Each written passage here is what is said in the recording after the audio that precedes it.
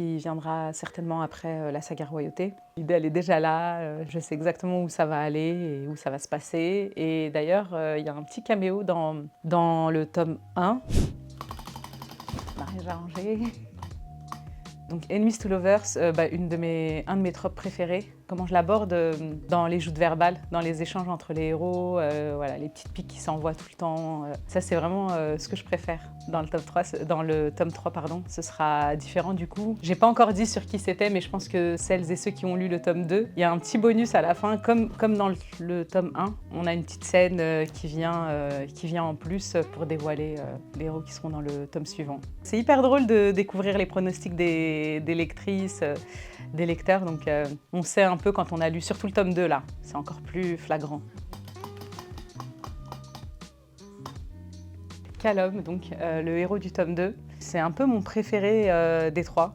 C'est un héros qui cache beaucoup de choses, qui fait un peu le comique de service, qui est là pour faire des blagues, alléger un peu le tout. C'est celui qui renferme aussi beaucoup de blessures, beaucoup de secrets. C'est pas une scène en particulier, mais c'est quelques scènes. Il va avoir une psy. Les échanges étaient pas simples. Il se dévoile, mais on découvre des choses en filigrane. C'était assez intéressant d'être du point de vue de Callum et de la psy. Ces scènes-là étaient assez... fallait vraiment être dans l'introspective, dans son ressenti, dans ses pensées, dans ce qu'il dit. Et ce qu'il dit n'est pas forcément toujours ce qu'il pense. Donc on avait vraiment ce double échange avec la psy et puis son analyse à elle. Donc c'était des scènes qui étaient un peu les plus difficiles, on va dire. Il est spontané, charismatique. Il est arrogant. Il a joué dans la série Maxton Hall. Je pense qu'il irait bien. Damian, mais je sais plus c'est quoi son nom de famille. Je pense qu'il pourrait bien aller, cette petite prestance, côté un peu royauté. Mariage arrangé, trope fave. C'est vraiment un de mes tropes préférés. Je l'avais déjà abordé dans Scottish Rhapsody. C'est vraiment un trope que j'aime beaucoup, que ce soit dans les livres, dans les films. Et quand j'ai commencé à imaginer la saga Majesty avec ses princes, je voulais absolument mettre tout ce que j'aime. Donc mariage arrangé, Enemies to Lovers, un peu de Found Family. Donc voilà. Donc c'est pour ça qu'on en a dans les trois. J'aime bien quand, surtout quand c'est des opposés. Ils n'ont rien à faire ensemble. Les échanges sont dynamiques, sont drôles.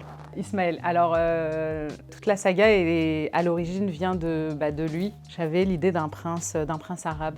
J'avais vu passer une rumeur sur une petite amourette entre un prince d'un pays du Maghreb et une princesse européenne. Et je trouvais l'idée hyper intéressante. Je me suis dit, mais ce serait incroyable une histoire comme ça. Donc voilà, j'ai eu l'idée d'Ismaël, donc prince arabe. Et puis petit à petit, en élaborant son histoire, il y a Damian, Callum qui sont matérialisés autour de lui. Je trouvais ça sympa d'avoir des meilleurs amis, mais princes qui vivent tous la même chose. Donc voilà, c'est lui qui est à l'origine de la saga.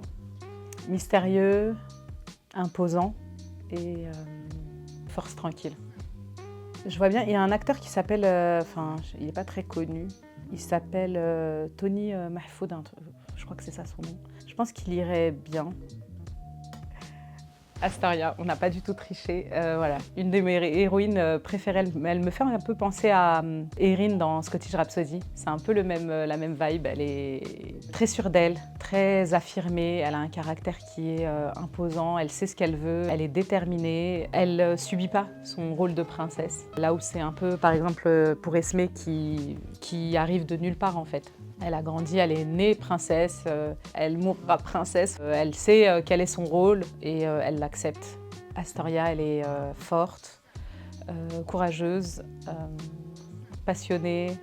Je vois bien Florence, alors je sais jamais comment ça se prononce, mais Florence Pugh, ouais. Je trouve qu'elle ferait une bonne Astoria, assez déterminée, assez volontaire, très sûre d'elle. Allez, let's go Royauté. Alors Royauté, c'est le cœur de la saga Majesty, puisqu'on est vraiment c'est une trilogie sur des princes de différents royaumes.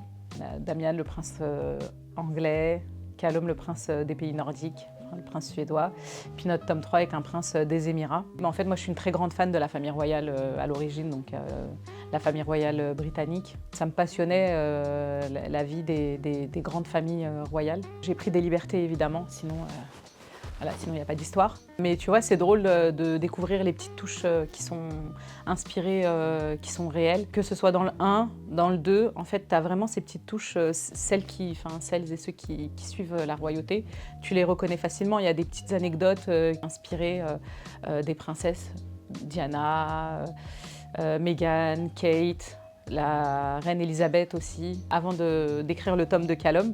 Donc j'étais là, je faisais un peu il va être prince suédois.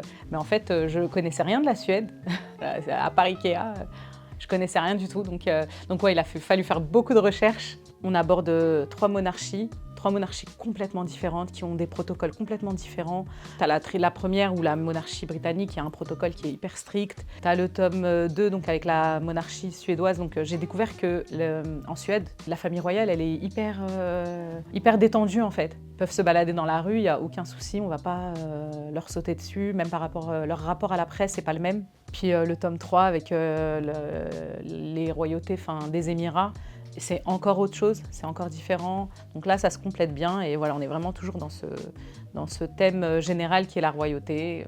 Damian, le héros, celui qui ouvre la saga.